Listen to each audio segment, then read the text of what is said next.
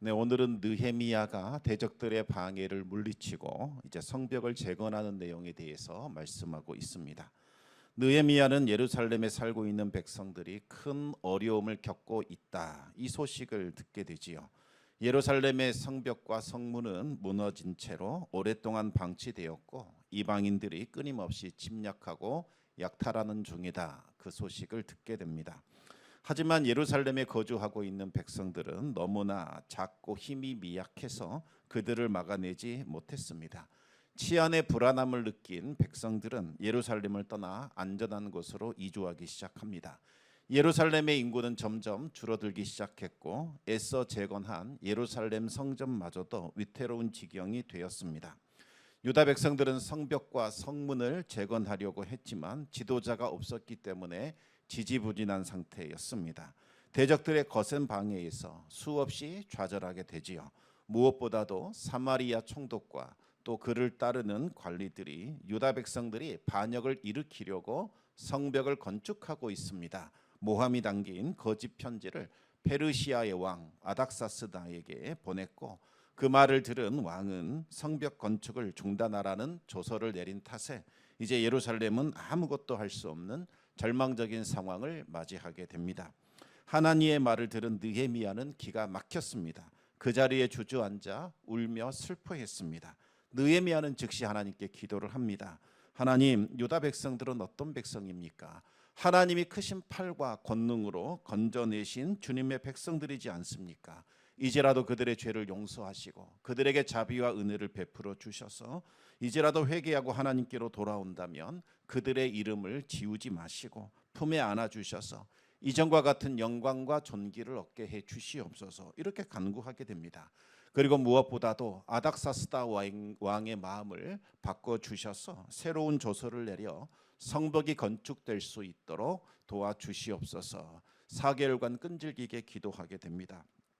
느헤미야는 아닥사스다 왕이 왕의 별장인 이 수상궁에 다시 돌아올 때까지 4개월간 끈질기게 기도의 씨름을 했습니다.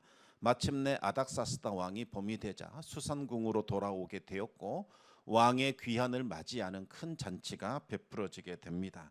왕은 느헤미야의 얼굴에 근심이 있는 것을 보고서 혹시 마음에 근심이 있느냐 묻게 되지요. 왕 앞에서 근심의 빛을 드러내는 것은 자칫 잘못하면 죽임을 당할 수 있는 일이었습니다. 그러나 느헤미야는 속내를 감추지 않고 자신의 마음에 있는 바를 왕에게 아뢰게 됩니다. 느헤미야는 예루살렘의 성벽과 성문에 관한 이야기를 먼저 꺼내지 않고 예루살렘에 있는 조상들의 묘실이 방치되어 있다는 것을, 그래서 너무나 안타깝다는 것을 말하게 됩니다. 조상들의 묘실은 페르시아 왕들도 아주 귀중하게 생각하는 국가적인 행사이자 전통인지라 왕이 느헤미야의 근심에 공감할 수 있었습니다. 느헤미야가 조상들의 묘실에 대해서 언급할 수 있었던 것은 하나님께서 기도 가운데 느헤미야에게 지혜를 주셨기 때문이었습니다. 아닥사스다 왕은 무엇을 원하느냐 물었고 느헤미야는 하나님께 잠시 기도하며 지혜를 구하게 됩니다.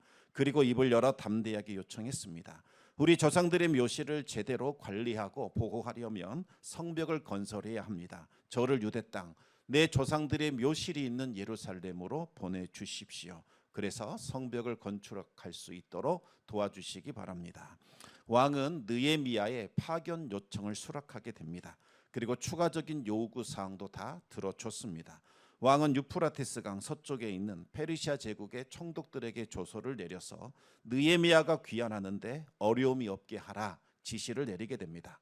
또 살림을 감독하는 자에게는 조서를 내려서 성벽 건축에 필요한 모든 나무를 지원하라, 그와 같은 지시를 내리게 됩니다.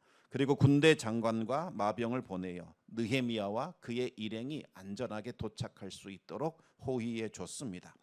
예루살렘에 도착한 느헤미야는 아무에게도 말하지 않고 밤에 일어나 수행원 몇 사람만 데리고 예루살렘의 상황을 점검하러 나가게 되지요. 느헤미야는 무너져 내린 성벽을 둘러보면서 어느 곳을 수리해야 하는지 어느 곳을 다시 쌓아야 하는지 꼼꼼하게 점검하게 됩니다. 대략 얼마 정도의 기간이 소요되고 어떤 자재들이 필요하고 얼마나 많은 공사를 진행해야 하는지 전체적인 계획을 세우게 됩니다. 그리고 예루살렘에 거주하고 있는 백성들의 숫자를 조사했습니다. 이 사람들을 어떻게 나눌 것인가, 어떤 일을 시킬 것인가 세밀하게 연구에 돌입하게 되었습니다.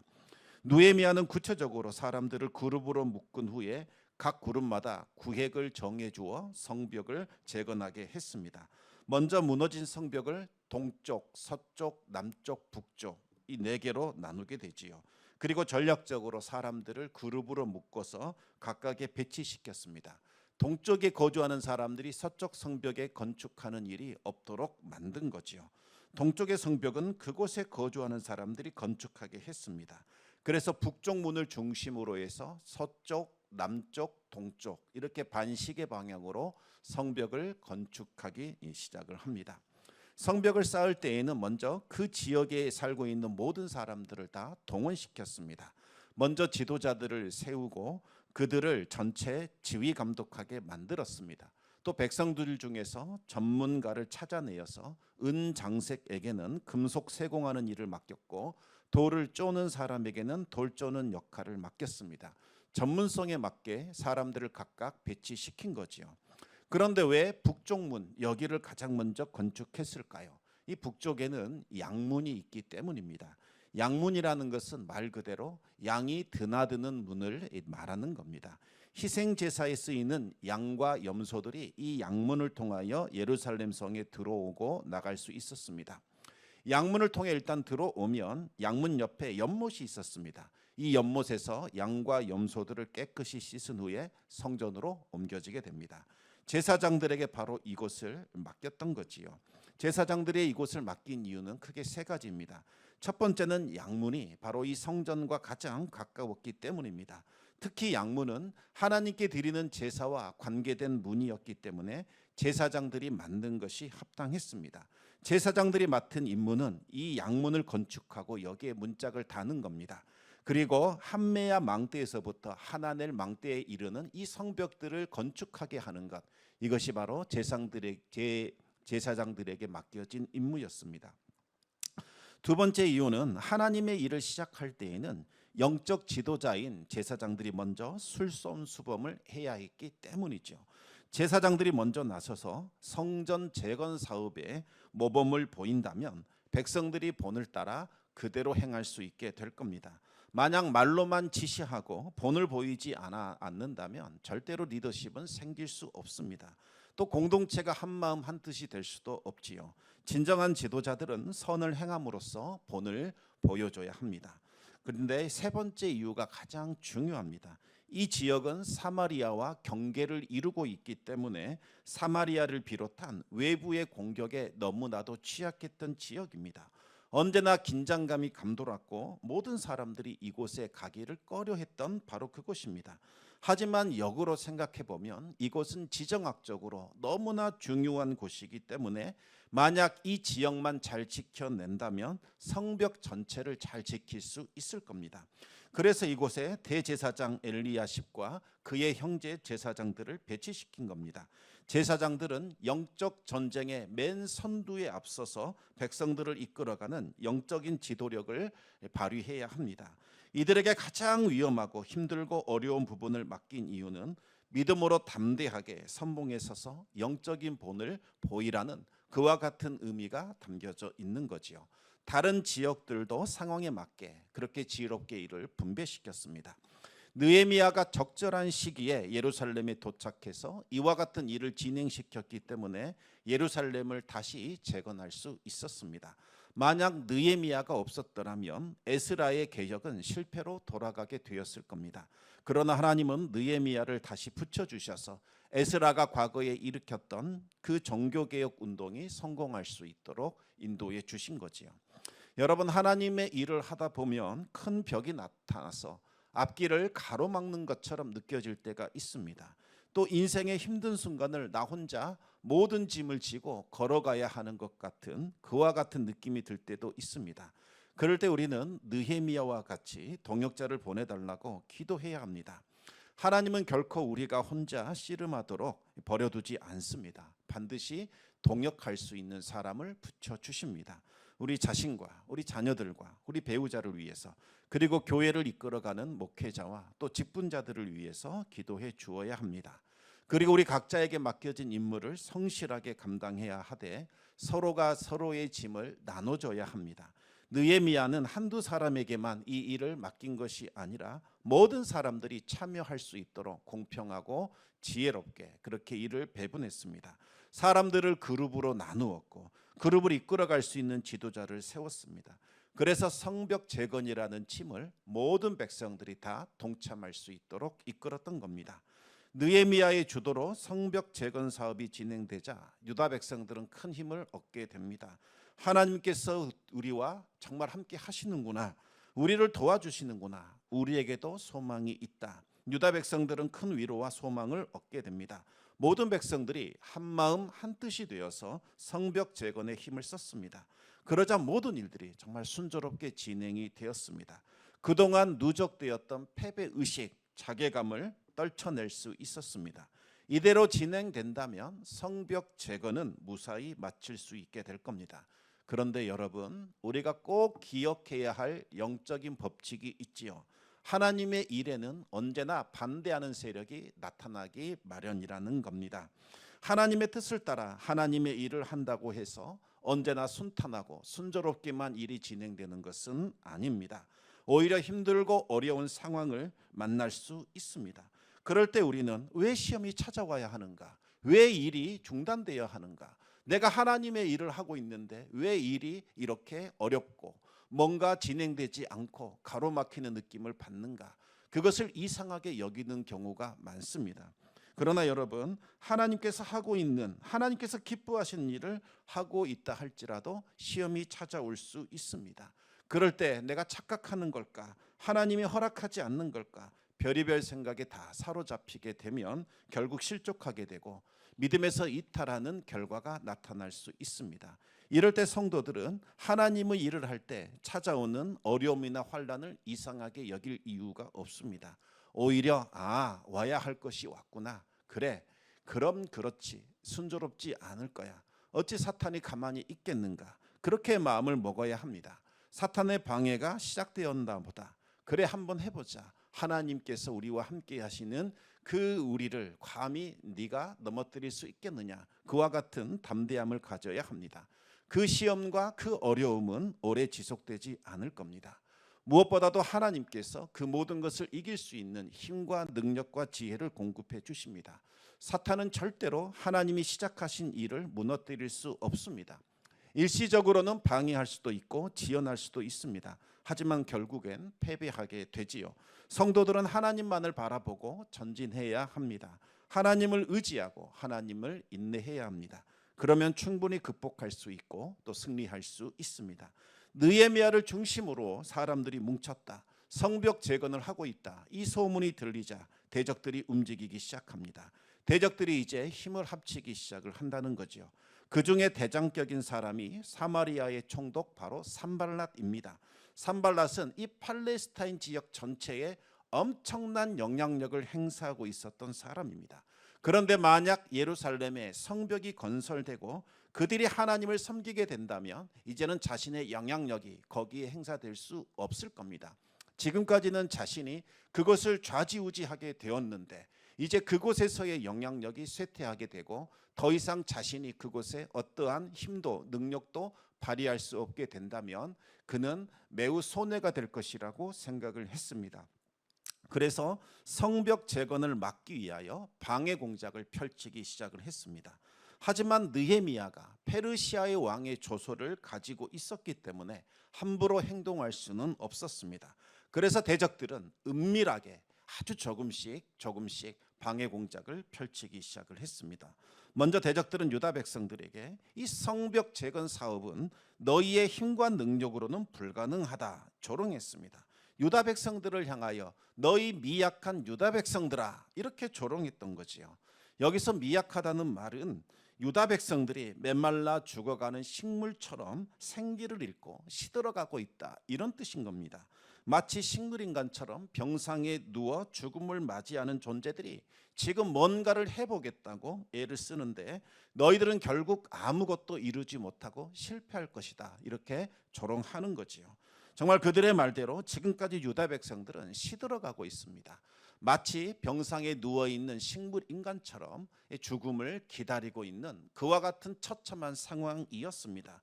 예루살렘은 이미 함락되었고 하나님의 성전은 파괴되었습니다. 수많은 사람들이 바벨론의 칼에 죽었고 적지 않은 사람들이 바벨론의 포로로 끌려갔습니다. 그리하여 유다 땅은 아무도 살지 않는 황폐한 땅, 저주한 땅, 저주받은 땅으로 변해 있었지요. 비록 고레스 왕의 은혜를 입어 몇몇 백성들이 다시 돌아와 성전을 건축하기는 했지만 그 이상의 부흥과 성장은 나타나지 않는 상황이었습니다. 대적들의 공격에 속수무책으로 무너져 버렸습니다. 곡식과 재물은 약탈당했고 집은 불탔습니다. 두려움을 느낀 사람은 도저히 예루살렘에 거주할 수 없어서 그곳을 떠나 다른 곳으로 이주했습니다. 지금 느헤미야가 그 땅에서 성을 다시 한번 재건해 보겠다고 발버둥 치고 있지만 결국에는 실패할 것이다, 바로 이와 같은 상황인 거지요. 하지만 지금 대적들이 간과하고 있는 것이 있습니다. 바로 하나님께서 느헤미야와 이스라엘 백성들과 함께 하신다는 사실입니다. 하나님이 지금 시들어 죽어가고 있는 유다 백성들에게 은혜의 단비를 부어 그들을 소생시킬 것이요, 그들을 강한 용사로 만들어 내실 겁니다. 하지만 세상의 눈에는 하나님이 보이지 않습니다. 오로지 그들은 육신의 눈으로만 판단하기 때문입니다. 재물과 군사력과 숫자와 크기와 양으로만 판단을 합니다. 하지만 성도들이 바라봐야 하는 대상은 바로 하나님입니다. 하나님께서 함께 하시면 그것으로 충분합니다. 비록 미약하고 연약할지라도 하나님이 함께 하시면 절대로 무너뜨릴 수 없습니다. 강한 존재가 됩니다. 세상이 감당할 수 없을 만큼 크고 위대하고 강해집니다. 대적들은 너희들의 힘으로 성벽을 세울 수 있겠느냐 조롱했습니다. 성벽 공사는 엄청난 자재와 수많은 인력을 필요로 합니다. 그런데 지금 유다 백성들은 턱없이 부족한 자재들, 적은 숫자로 그 일을 해내려고 하고 있습니다.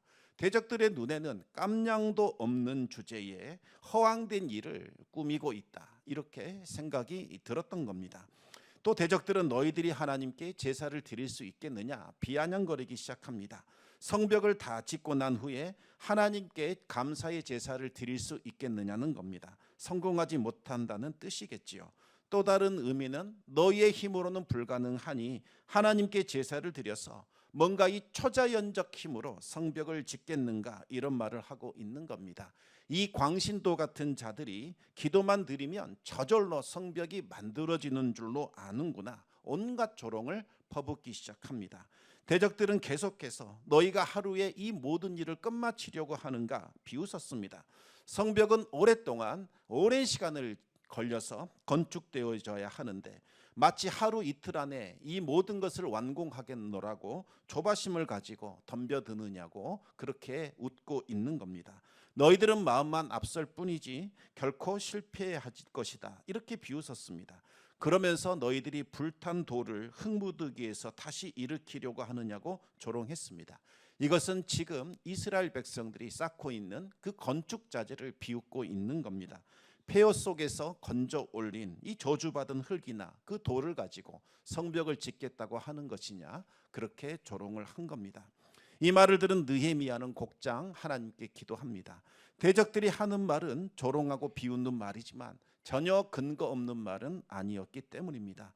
느헤미야가 그것을 몰라서 열정만 가득해서 앞뒤 재지 않고 성벽 재건 공사 벌이고 있는 것 아닙니다. 지금 이 일은 하나님이 주도하시는 일입니다. 하나님께서 느헤미야의 마음을 움직이셨고 아닥사스다의 왕을 움직이셨고 또 유다 백성들의 마음을 움직이셨습니다. 그래서 지금 이 일이 하나님의 은혜 가운데, 하나님의 권능 가운데 진행되고 있는 거지요. 비록 눈에 보이는 여건이 힘들고 어렵다 할지라도 하나님께서 이 일을 일으키셨고 이 일에 필요한 모든 사람들을 붙여주셨습니다. 그러니 하나님께서 이 일을 완성하실 겁니다. 대적들의 방해를 막아주셔서 완수할 수 있도록 도와주시옵소서 하나님께 기도 올린 겁니다. 여러분, 기도는 배에 있는 닷, 그것을 내리는 것과 똑같습니다. 비바람이 불어오면 배는 파도에 밀려 이리저리 흔들리게 됩니다. 하지만 닻을 내리는 그 순간부터 배는 그 자리에 머무르게 되지요. 기도하는 성도들이 바로 그렇습니다. 이 성도들에게 얼마나 많은 이 환난과 시험의 바람이 불어옵니까? 그때마다 우리는 마음이 요동치고 흔들리게 됩니다. 하지만 우리가 기도의 자리에 들어가 하나님께 우리의 상황을 아뢰고 하나님의 도우심을 구할 때에 하나님께서 주시는 평안과 위로가 우리의 심령을 차지하게 되지요. 그러면 우리 마음이 위로를 받게 되고 더 이상 흔들리지 않게 됩니다. 견고하게 하나님만 바라보면서 우리에게 주어진 일에 최선을 다하게 됩니다. 기도는 마지막 최후의 무기일 뿐만 아니라 대적의 공격 자체를 아예 무력화시켜버리는 선제 공격 무기라는 사실을 꼭 기억하시기 바랍니다. 따라서 대적들의 공격이 시작될 때에 그때가 바로 기도해야 하는 때입니다.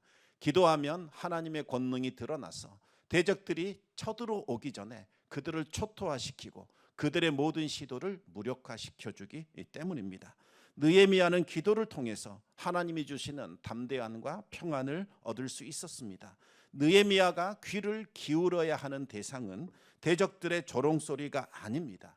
힘주시고 위로하시고 격려하시고 소망을 주시는 하나님, 바로 그 하나님의 음성을 들어야 합니다. 하나님이 주신 담대함과 평안함으로 성벽 재건 사업을 충실하게 이제 진행하면 됩니다. 실제로 느헤미야가 담대하게 그렇게 일을 진행시켰습니다. 그랬더니 대적들의 조롱과 비웃음 속에서도 정말 단시간에 말도 안 되는 일이 벌어지게 됩니다. 성벽 재건 사업이 절반이나 진행이 되었습니다. 백성들이 느헤미야를 중심으로 한마음 한뜻이 된 거지요.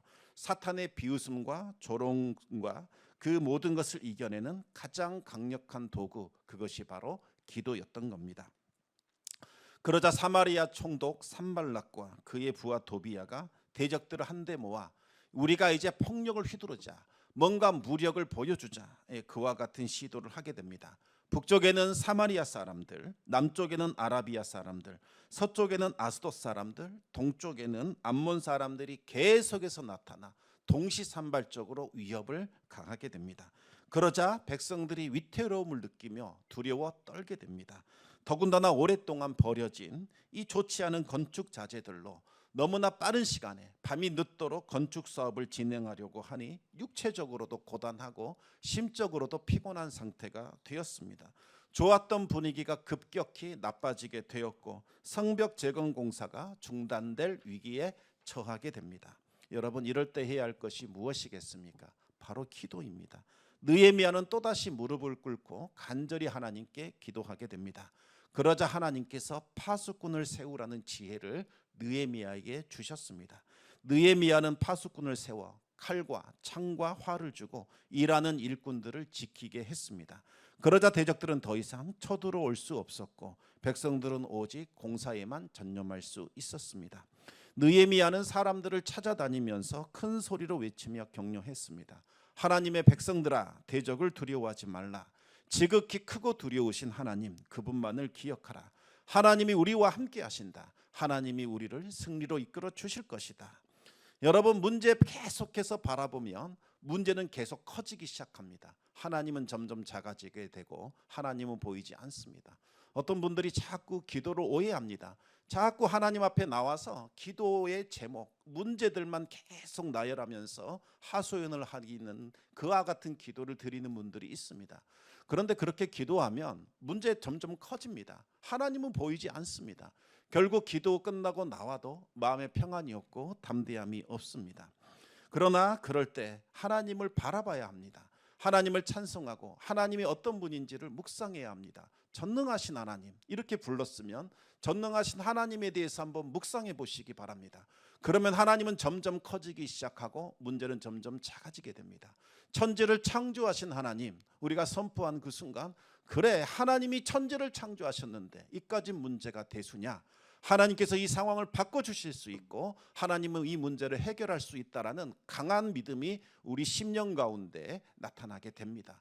그 순간 문제는 아무것도 아닌 것이 되고 문제는 보잘것없는 것처럼 느껴지게 되지요.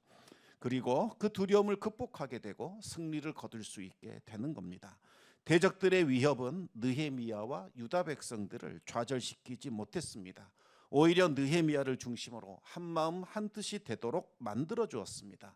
불리했던 그 상황이 오히려 하나님의 일을 빨리 이룰 수 있도록 만들어 준 거지요. 하나님의 위대한 반전의 역사, 역전의 역사가 일어나게 된 겁니다. 합력하여 선을 이루는 결과가 나타나게 되었습니다. 성도 여러분, 신실한 성도라 할지라도 환난과 역경 찾아올 수 있습니다. 또 하나님께 순종하여 하나님의 일을 진행하는 순간일지라도 어려운 일들이 생길 수 있다는 겁니다. 이럴 때 해야 할 것이 바로 기도입니다.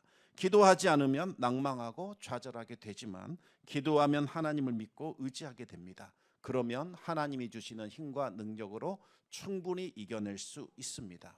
성도 여러분, 느헤미야처럼 기도하시기 바랍니다. 그리고 우리에게 주어진 일에 최선을 다하시며 묵묵하게 그렇게 진행하시기 바랍니다. 나머지는 하나님께 맡기시면 됩니다. 하나님께서 그 일을 이루시고 완성하시고 성취하실 겁니다. 하나님의 도우심이 나타날 것이요, 불가능이 가능으로 바뀌고 슬픔과 애통이 찬송과 기쁨으로 바뀌게 될 겁니다. 두려움을 극복하고 위대한 하나님을 높이며 찬양하는 그와 같은 역전의 역사가 일어나게 될 겁니다. 날마다 하나님과 동행하는 성도님 되시기를 우리 주님의 이름으로 축원합니다. 이 시간 우리 찬송 두 곡 좀 부르겠습니다. 오늘 집을 나서기 전 기도했나요라는 찬송인데요. 한번 기도에 대해서 다시 한번 돌아보시는 시간 되기를 바랍니다.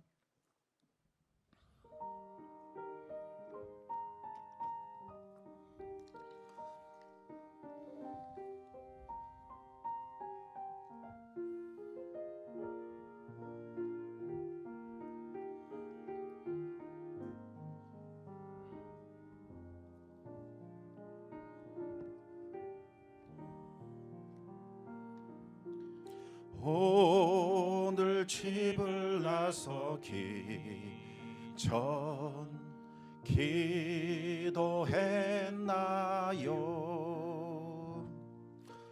오늘 받을 은총 위에 호소했나요?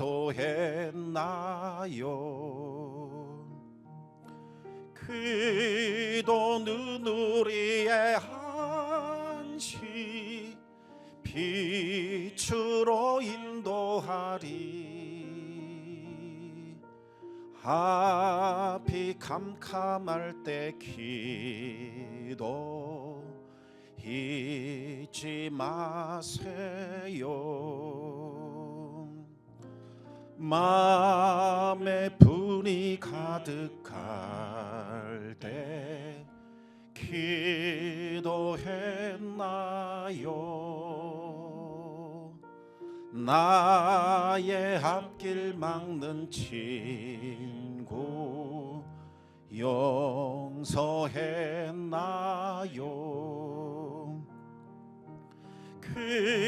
기도는 우리의 한식 빛으로 인도하리.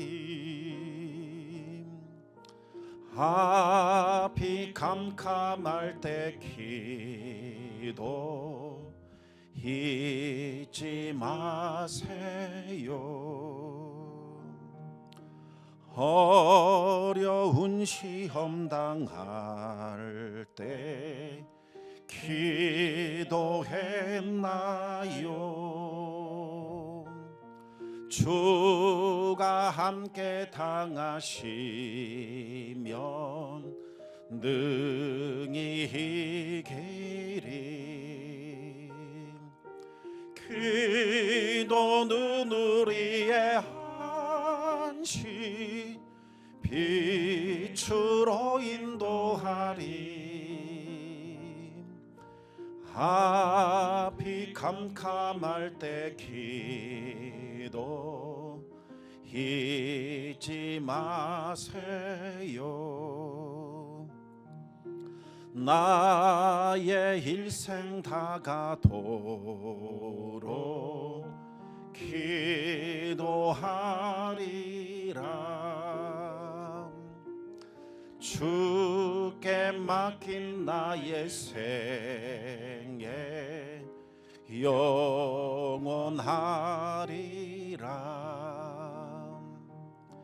기도 누누리의 한식 빛으로 인도하리. 앞이 캄캄할 때 기도 잊지 마세요. 아멘. 또 다른 한 곡 불러보겠습니다. 기도할 수 있는데 왜 걱정하십니까?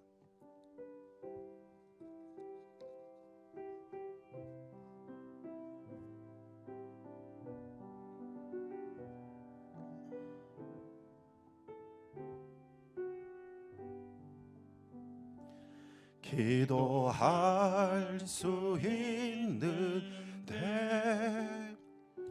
왜 걱정하십니까? 기도하면서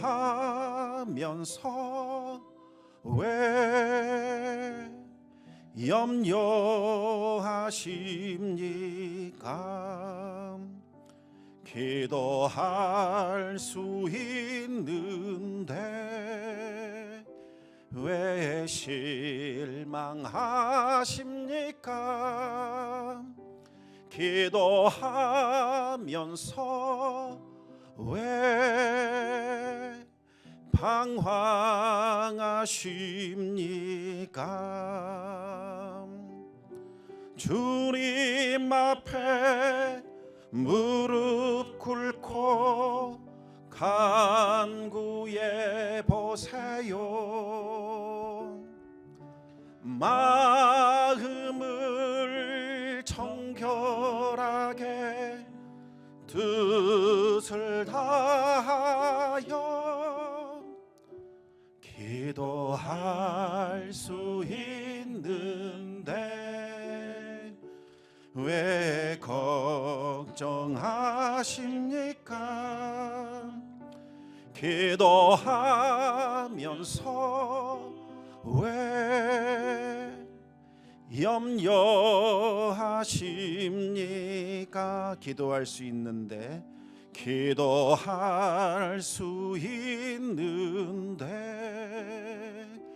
왜 걱정하십니까?